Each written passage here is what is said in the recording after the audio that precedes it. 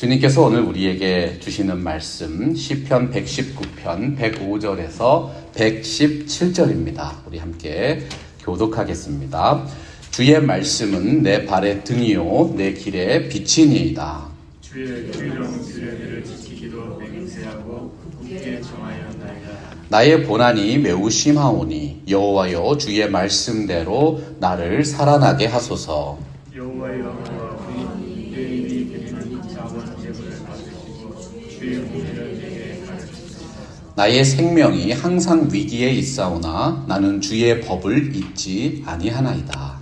악인들이 나를 대하고 언론을 놓았사오나 나는 주의 법도들에서 떠나지 아니하나이다. 주의 증거들로 내가 영원히 나의 기업을 삼았사오니 이는 내 마음의 즐거움이 됨이니이다. 내가 주의 율례를 영원히 행하려고 내 마음을 기울여나이다. 내가 두 마음 품는 자들을 미워하고 주의 법을 사랑하나이다.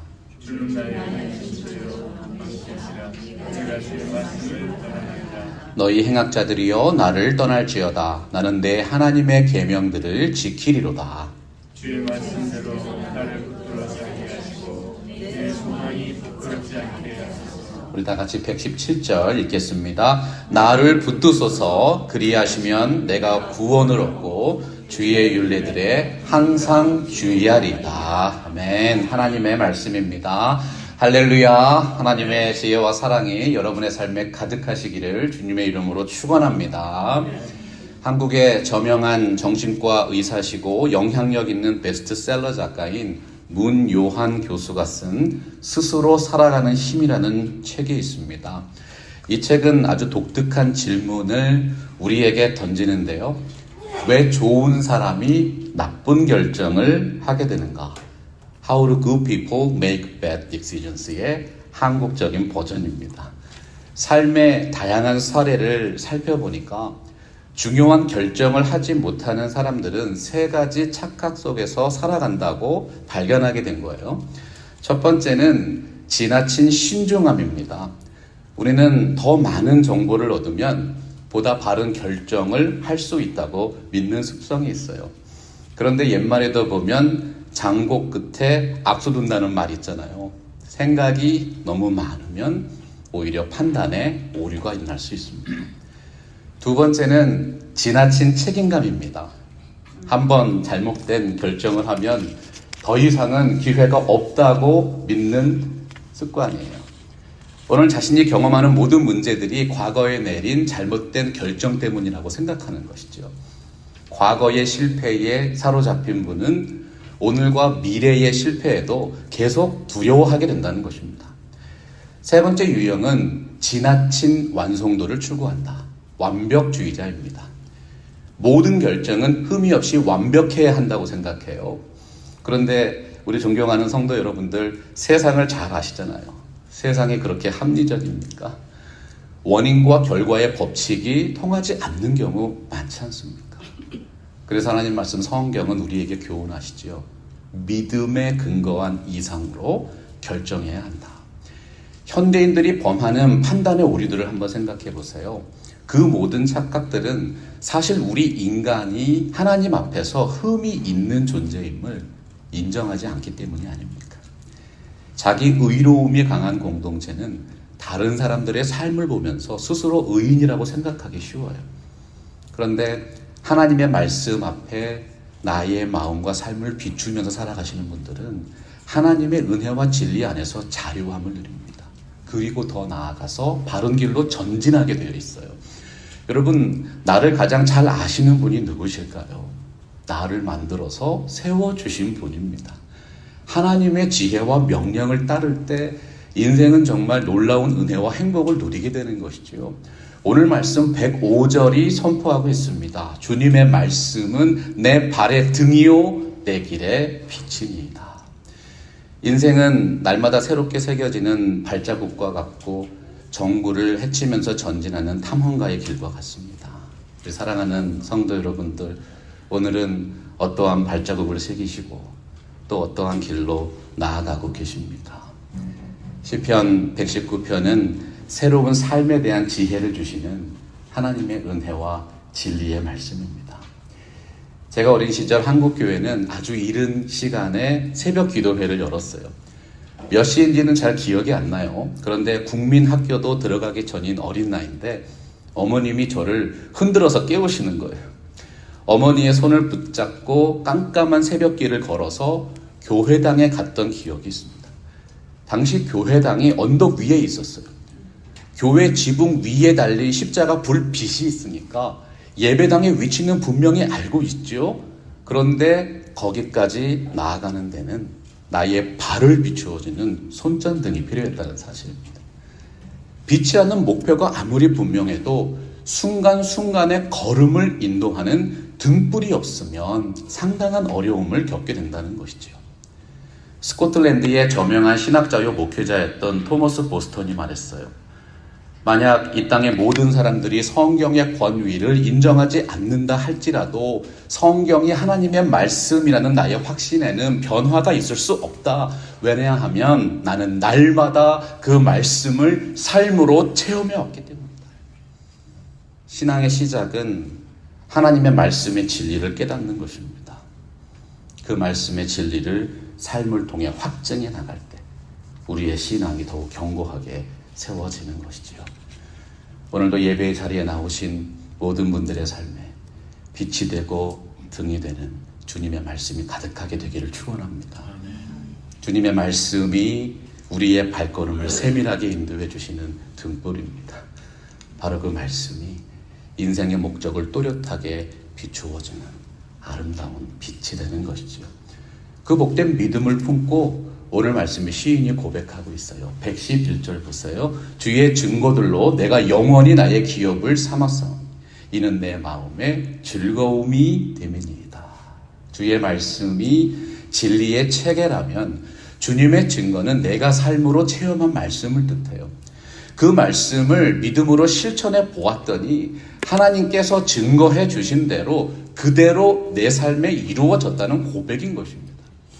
예수 그리스도의 복음은 말로만 우리에게 임한 것이 아니라 오직 능력과 성령과 큰 확신으로 된 것입니다.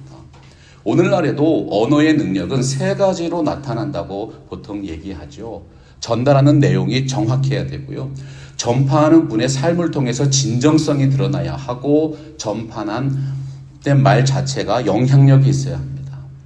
그래서 가장 정확하고 진정성 있고 영향력 있는 언어는 말과 마음과 몸이 하나로 역사하는 거예요. 우리가 왜 성경을 하나님의 말씀으로 확신할까요? 하나님은 그분의 아들 예수 그리스도의 말과 마음과 몸을 하나로 만드시는 놀라운 사건을 이루셨어요. 요한복음 1장 14절 같이 선포합니다. 시작. 말씀이 육신이 되어 우리 가운데 거하심에 우리가 그의 영광을 보니 아버지의 독생자의 영광이요 은혜와 진리가 충만하더라. 하나님의 말씀이 하나님의 마음입니다. 하나님의 생각이 하나님의 역사가 되는 것이죠. 성경은 가장 확실한 주님의 증거입니다. 하나님의 마음과 역사가 이 말씀으로 기록되었기 때문이에요. 왜 우리들의 삶에 말씀에 대한 증거가 필요할까? 시인은 당시 혼란스러운 상황이 있었어요. 오늘 말씀 110절 보니까 악인들이 나를 해하려고 올무를 놓았다고 되어 있습니다. 노련한 사냥꾼은 먹잇감을 잡기 위해서 교묘하게 덫을 놓고 올무를 칩니다. 우리들의 삶에 혼란과 혼돈이 있는 이유는 그들이 놓은 유혹의 덫과 세상의 올무가 언제 어디에서 나타날지 알 수 없다는 데 있잖아요. 시인이 고백하는 것입니다. 나는 그럼에도 불구하고 주의 법도들에서 떠나지 아니하였나이다. 법도라는 말씀, 원칙을 지키는 길이라는 뜻이에요. 하나님이 원하시는 길에서 떠나지 않으니까 우리의 지혜와 판단으로는 보이지 않는 그 수많은 덫과 올무들을 피해갈 수 있었다는 것입니다. 여러분, 이 험하고 혼탁한 세상에서 누가 가장 분별력 있는 삶을 살고 있는 분입니까? 잠언서 3장 6절입니다. 너는 범사의 그를 인정하라. 그리하면 내 길을 지도하시리라. 오늘 말씀 112절에서도 고백했지요.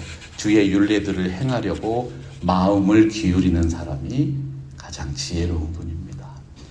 113절 보면 시인이 이 진리를 더욱 강조하고 있어요. 내가 두 마음 품는 자들을 미워하고 주의 법을 사랑하나이다. 두 마음이 무엇입니까? 마음이 두 개로 갈라졌다는 뜻입니다. 마음이 갈라지면 안 됩니다. 하나님이 절반이고 세상이 절반이 아니라 하나님이 전부가 돼야 돼요. 그것이 한 마음입니다. 예수님이 누가복음 16장 13절에서 두 마음에 대해서 사례를 들어 교훈하셨죠. 너희가 하나님과 재물을 겸하여 섬길 수 없느니라. 우리의 마음이 있는 그곳에 정말 소중하게 생각하는 보물이 있어요. 계속되는 고난과 역경 때문에 시인의 마음은 상처받았습니다. 시인의 모습은 험악한 몰골이 되었습니다. 하지만 그의 마음의 중심만큼은 갈라지지 않았다는 것이지요. 시인이 마음과 정성을 다해서 발견하기 원했던 가장 중요한 보물이 무엇이었습니까?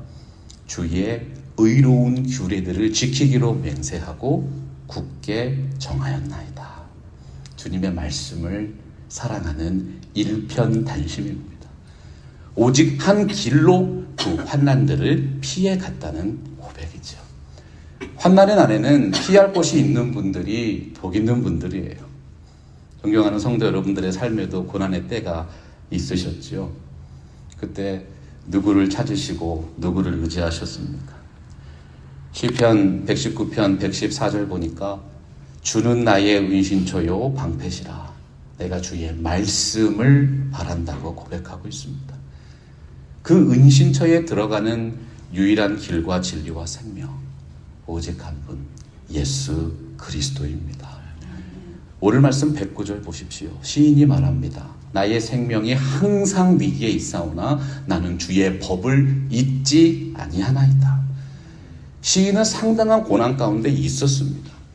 고난 중에 있는 영혼은 합리적인 의사결정이나 논리적인 설명이 통하지 않아요. 왜냐하면 그의 마음이 연기 속에서 단단하게 굳어진 가죽 부대처럼 깨어지고 찢어져 있기 때문이죠. 그러나 신앙이 있는 사람은 위기와 고난 중에도 생각과 판단을 바로 잡아주는 든든한 버팀목이 있습니다. 107절이지요. 나의 고난이 매우 심하오니 여호와여 주의 말씀대로 나를 살아나게 하소서. 그 버팀목, 하나님의 말씀, 성경이었다는 것입니다. 고통받아 보셨습니까? 오랫동안 이어지는 고통과 역경은 사람의 자화상을 일그러뜨립니다. 내가 나를 바라볼 때 믿을 수 없고 내가 나를 바라볼 때 참으로 부끄러운 모습들이 나타나는 거예요. 시편 119편 74절 보면 시인이 아주 독특한 고백을 하고 있어요. 주를 경외하는 자들이 나를 보고 기뻐하는 것은 내가 주의 말씀을 바라는 까닭입니다. 이것이 어떤 뜻이죠? 시인이 주님의 말씀으로 자신을 바라보았더니 그렇지 않았다는 것입니다. 하나님의 눈으로 나를 다시 바라보니까 창조주 하나님의 은총을 입은 너무나도 소중한 존재였다는 고백이지요. 교회가 무엇일까요? 교회라는 공동체는 동일한 체험을 한 사람들이 모여있는 곳입니다. 주님을 경외하는 사람들이 나의 그 모습을 보고 감격하고 기뻐할 수밖에 없는 곳이에요. 왜냐하면 그분들도 그 말씀을 통해서 자신의 가치를 발견하고 회복되었기 때문입니다. 내가 나를 믿는 것보다 나를 더 많이 믿어주신 분이 계세요. 그분이 바로 우리들의 아버지이신 하나님이십니다. 시인은 71절 말씀에서 고난당한 것이 내게 유익이라고 고백합니다. 고난 중에 있는 분들이 흔히 토로하는 자기 연민이나 자기 학대가 아니에요. 고난의 이유를 가만히 묵상해 보니까 내가 지은 죄와 허물이 원인이었음을 겸손하게 인정하게 되었다는 것입니다. 사실 하나님의 사람들의 삶을 살펴보면 대부분의 고난과 고통은 그분들의 죄 때문이 아니었어요. 오히려 그분들이 의로웠기 때문에 고난받는 경우가 많았죠.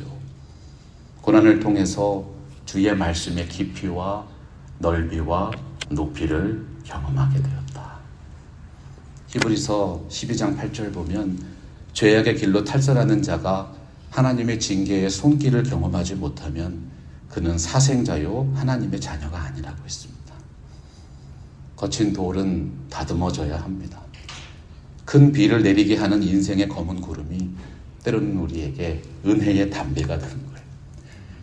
하나님의 말씀은 영적인 가뭄의 담비와 같다고 믿습니다. 폭포수와 같은 하나님의 말씀의 위로가 여러분의 삶에 가득하게 되기를 간절히 바랍니다. 어떤 상황 속에서도 성실하신 하나님을 신뢰할 수 있을 때 비로소 우리의 신앙이 성장하고 성숙하는 것이죠.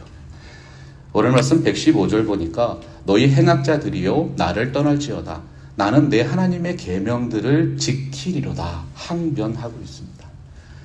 믿음의 사람을 대적하는 이들은 언제나 그의 말을 곡해하고 공경에 빠뜨립니다.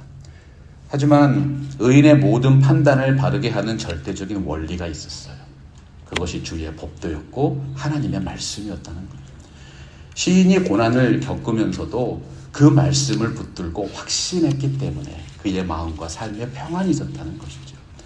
하나님의 의로우심을 인정하는 자는 결국 큰 은혜와 사랑을 입게 된다는 진리를 끝까지 붙들었던 것입니다. 여러분, 우리의 입술로 고백하잖아요. 하나님은 사랑이십니다. 그리고 하나님은 공의로운 분이십니다. 하나님이 모든 것을 다 아세요. 하나님이 다 지켜보고 계십니다. 그래서 우리가 맡길 수 있습니다. 자신을 괴롭게 하는 대적들을 저주하게 앞서서 먼저 자기 자신을 돌아보았던 거예요. 위대한 신앙이 아닙니까? 이 시인의 위대한 신앙을 우리가 배우기를 원하는 것이죠. 하나님이 원하시는 성화의 길로 나아가기를 소원하는 것입니다. 하나님의 공의에 대한 강한 신뢰가 거친 삶의 환경을 이겨낼 수 있었던, 끝까지 감당할 수 있었던 영적 승리의 비결이었습니다. 시인은 고난 가운데서도 끝까지 선을 행했습니다. 그 마음을 지켜서 범죄하지 않으려고 노력했습니다. 하지만 자신의 힘으로는 어쩔 수 없는 현실 앞에서 또 한 번 깊은 절망을 경험하게 돼요. 시편 119편 81절 보니까 나의 영혼이 주의 구원을 사모하기에 피곤하오나 나는 주의 말씀을 바란다고 고백했어요. 피곤하다는 말, 모든 힘을 다 빼앗겨서 죽은 자처럼 되었다는 뜻이에요. 얼마나 마음의 고통이 심한지 자신의 몰골이 연기 속에 가죽 부대같이 되었다고 말하잖아요. 그런 상황 속에서도 주님의 윤리를 잊지 않았다는 것이죠. 아주 강한 신앙의 의지 표현입니다. 고대 근동의 문화에서 이스라엘 사람들은 짐승을 잡아서 가죽으로 부대를 만들었어요. 그 가죽 부대를 장막 안에 걸어두곤 했는데 밤에는 장막 안에서 불을 지피니까 연기가 배어서 시커멓게 변하는 거예요. 결국 가죽이 시커멓게 말라서 비틀어지게 되는 것입니다. 시인은 오랜 고난과 고통으로 피폐해진 자신의 모습이 연기 속의 가죽 부대 같다고 표현합니다. 우리 한국 옛말에도 보면 속이 시꺼멓게 타들어가고 가슴에 멍이 든다는 표현이 있잖아요. 시인은 주님의 구원을 기다리기가 피곤하다고 한탄하면서도요, 그래도 끝까지 주님의 말씀을 붙들고 바라본다고 고백하고 있는 것이죠. 우리 오늘 말씀 116절 한 목소리로 읽어보겠습니다. 시작. 주의 말씀대로 나를 붙들어 살게 하시고 내 소망이 부끄럽지 않게 하옵소서. 시인의 간구는 정당했습니다. 왜냐하면 그는 오직 말씀대로 이루시는 하나님의 신실한 성품을 의지했기 때문이에요. 다른 사람들처럼 시인도 피곤하기는 마찬가지였어요. 그런데 그는 단념하지 않았던 것이죠. 하나님을 향한 소망과 기대를 끝까지 잃지 않았던 것이죠. 기독교의 역사를 살펴보면 부흥의 시대를 대표하는 가장 뚜렷한 신앙의 정서가 있다고 합니다. 하나님의 역사를 향한 기다림입니다. 교회가 경험하는 핍박은 또 다른 부흥의 시대를 열어주는 축복의 표징이었다. 믿음이 있는 성도들은 기다릴 수 있습니다. 고난이 있어도, 상황이 어려워도 하나님의 역사를 믿고 의지하고 끝까지 기대한다는 것이지요. 바로 그분들이 자신의 믿음을 끝까지 버리지 않은 진정한 말씀의 사람들이었던 것입니다. 시인이 87절에서 고백해요. 그들이 나를 세상에서 거의 멸하였지만 나는 주님의 법도를 버리지 않았습니다. 구약시대 율법의 강령이 있습니다. 위로는 하나님을 사랑하는 것이고 옆으로는 이웃을 사랑하는 거예요. 그런데 교만한 사람은 자신을 창조하신 하나님의 법도를 따르지 않죠. 교만한 자는 그 마음이 하나님보다 위에 있기 때문에 연약한 자를 함정에 빠뜨릴 목적으로 치밀한 계획을 세우는 것입니다. 시인은 오늘 말씀 86절에서 주의 모든 계명들은 신실합니다. 그들이 이유 없이 나를 핍박하오니 나를 도우소서 간곡하게 호소하고 있어요.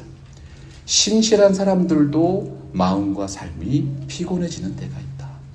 하나님의 말씀의 성취를 바라는 우리의 눈이 피곤해질지라도 우리의 속 사람은 날로 새로워진다는 것이죠. 하나님의 약속을 붙잡는 믿음이 저와 여러분을 더욱 온전한 신앙으로 성숙시켜 가는 것입니다. 하박국 2장 3절 보니까 이 묵시는 정한 때가 있나니 그 종말이 속히 이르겠고 결코 거짓되지 아니하리라. 비록 더딜지라도 기다리라. 지체되지 않고 반드시 응한다고 약속하고 있습니다. 오늘도 주님께서 은혜와 행복이 가득한 또 하루의 삶을 우리에게 허락해 주셨어요. 바로 오늘의 삶이 하늘의 뜻을 이루어드리는 축복의 날이 되기를 간절히 소원합니다. 요즘 사람들은 자기에게 어떤 이익을 줄 수 있을 만한 사람들만을 친구로 삼는 경향이 있다 그래요. 그런데 하나님의 사람들은 다릅니다. 하나님의 사람들은 신앙 안에서 교제하게 된 믿음의 동지들을 평생의 동반자로 여기고 함께 살아가는 것이죠. 시편 119편의 저자인 시인의 말씀을 볼까요? 63절 보면 나는 주를 경외하는 모든 자들과 주의 법도들을 지키는 자들의 친구라고 했습니다. 하나님의 사람들이 진정한 인생의 동반자로 삼기 원했던 분들은 자신의 생각만을 따르는 사람들이 아니에요. 오히려 하나님을 바르게 섬기고 하나님의 말씀을 지키는 사람들이 그의 진정한 친구라고 믿었던 것입니다. 어떻게 이렇게 신실한 신앙이 가능했을까? 57절 보면 여호와는 나의 분깃이시니 나는 주의 말씀을 지키리라 하였나이다. 고해근동의 문화에서 분깃, 포션이라는 단어는 부모님으로부터 물려받은 유산이에요. 한 사람이 이 땅에서 누리는 모든 축복의 분량을 의미했습니다. 허락해 주신 재산도 분깃입니다. 인생이 누리는 모든 영화와 명예도 분깃입니다. 인간 관계에서 누리는 만남의 축복도 하나님이 허락하신 분깃이라는 것이죠. 철학자 에릭 프롬이 인생에 대해서 통찰했어요.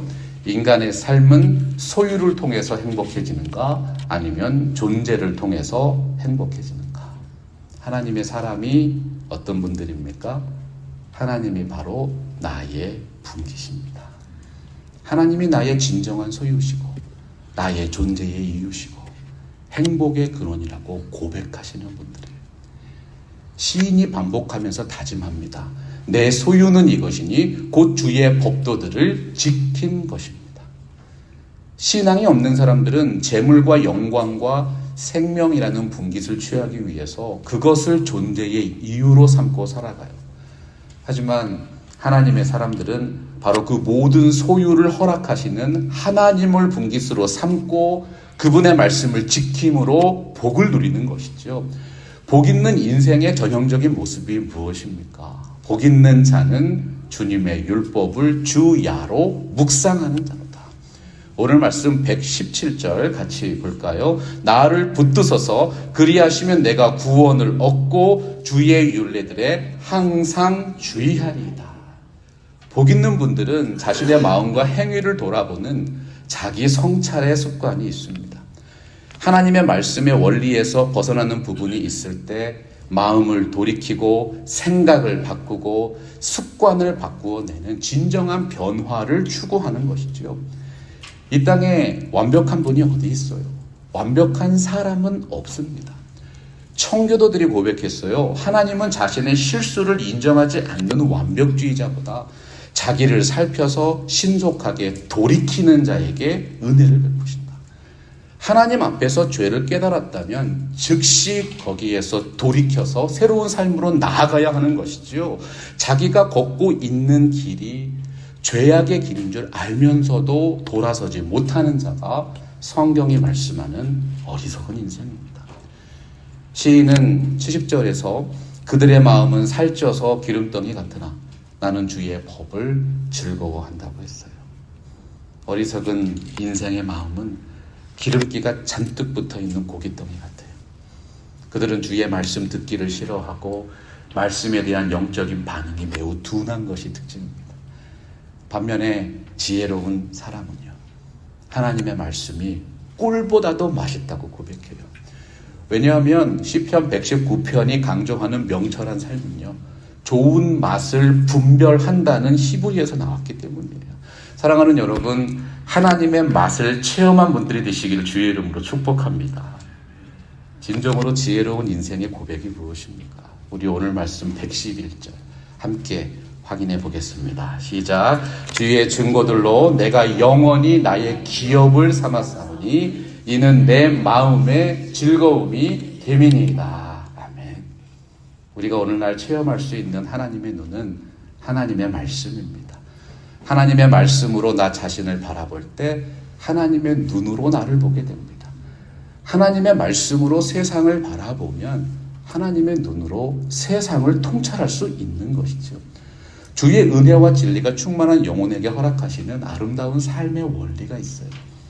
마태복음 6장 33절에서 예수님 말씀하셨죠. 그런즉 너희는 먼저 그의 나라와 그의 의를 구하라. 그리하면 이 모든 것을 너희에게 더하시리라. 그리스도인은 진정한 인생의 가치와 행복을 아는 분들입니다. 마태복음 13장 44절에 보면 천국은 마치 밭에 감추인 보화와 같으니 사람이 이를 발견한 후 숨겨두고 기뻐하며 돌아가서 자기의 소유를 다 팔아 그 밭을 샀다고 되어 있어요. 보화를 발견했다. 성경이 말씀하는 만났다는 뜻이라고 제가 말씀드렸죠. 여러분은 예수님을 만나셨죠. 그 무엇과도 바꿀 수 없는 인생의 가치와 행복을 발견하신 것입니다. 시인은 시편 119편의 57절에서 오직 하나님이 나의 소유고 나의 분깃이라고 고백했어요. 그리고 이제 111절에서는 오직 그 하나님의 말씀이 내 마음의 즐거움이고 내 인생의 진정한 가치라고 선포하고 있는 것입니다. 하나님의 마음에 합한 자가 올리는 영원한 행복 선언문이 있습니다. 주의 증거들이 내 마음의 즐거움이 되었습니다. 모든 사람은 위급하고 어렵고 고통스러운 순간에 자신이 정말로 믿고 의지하는 대상을 찾아 나섭니다. 105절에 기록된 시인의 고백을 보세요. 고난과 역경의 텃밭에서 발견한 보물에 대해서 말씀하고 있습니다. 주님의 말씀은 내 발의 등이요 내 길의 빛입니다. 하나님의 사람들의 인생길을 살펴보면 무수한 고난의 흔적이 있습니다. 모진 고난과 돌이킴의 여정 속에서 시인이 발견한 진정한 가치가 있었다. 시인은 오늘 말씀에서 나의 생명이 항상 위기 가운데 있었다고 절박한 상황을 알렸어요. 행악자들의 공격과 원수들의 속임수는 너무나도 치밀해서 사람의 힘과 능력으로는 도저히 막아낼 수 없었다는 것이지요. 그럼에도 불구하고 그는 포기하지 않습니다. 새롭게 다짐하고 확신하며 하나님께 간구합니다. 주님의 말씀대로 나를 붙들어 살게 하시고 나의 소망이 부끄럽지 않게 하옵소서. 구약 성경에 말씀하는 소망이라는 단어, 간절하게 바라보며 붙든다는 뜻이에요. 여러분, 무엇을 붙들고 계십니까? 끊어지지 않는 밧줄에 매달려서 산을 타야지만 안전하게 정상까지 올라가실 수 있어요. 진정한 소망은 목적지에 도달할 수 있도록 하는 영적인 안내자의 역할을 담당합니다. 성교도 존 버년이 말했지요. 기독교의 신앙이 무엇인가? 하나님의 약속을 신뢰하는 믿음과 그 약속의 성취를 기다리는 소망으로 구성된다. 그 두 개의 끝이 하나님의 말씀이라는 영원히 끊어지지 않는 닷줄로 견고하게 연결되어 있는 것입니다. 오늘 말씀 시편 119편의 시인의 고백을 확인해 보세요. 다시 봅니다. 117절 나를 붙드소서 그리하시면 내가 구원을 얻고 주의 율례들에 항상 주의하리라. 마지막 시대에는 진정한 소망이 필요합니다. 우리 인생에 다양한 위협이 있고 눈에는 보이지 않는 영적인 덫과 올무들이 무수히 놓여져 있습니다. 이러한 복잡하고 위험한 상황 속에서 무엇이 진정 가치 있는 삶인가? 무엇이 인생을 지배하는 가장 중요한 진리인가? 이것을 바르게 분별하는 것이 가장 중요합니다. 왜 우리 그리스도인들이 참으로 복받은 사람들일까요? 주님의 증거들을 사랑할 수밖에 없고 주님의 율례에 항상 주의하며 살아가고 있기 때문입니다. 하나님의 말씀이 우리의 삶의 빛이 되고 등이 되는 줄로 믿습니다. 하나님의 말씀을 통해서 이 세상을 통찰하시는 지혜의 사람들이 되십시오. 언제나 주님을 닮아가는 진정한 제자의 길로 나아가기로 결단하십시오. 우리 교회에 허락하신 귀한 사명을 신실하게 감당하는 이 시대의 사랑의 사역자들이 다 되시기를 주님의 이름으로 축복합니다. 앞으로 새롭게 펼쳐지는 팜스프링스 개혁 장로교의 모든 여정 가운데 하나님 영광 받으실 것입니다. 하나님이 약속하신 그 은혜와 능력이 가득하게 되시기를 우리 주 예수 그리스도의 이름으로 간절히 축원합니다. 말씀 앞에서 경외함으로 주께 홀로 섭니다. 생명의 말씀 읽고 순종해 주를 예배합니다. 기록된 말씀 힘이 있어서 진리로 우리 거룩해 하며 거룩한 말씀 세세 영원히 복음이 되어 말씀하시네. 하나님 말씀에 두려웠던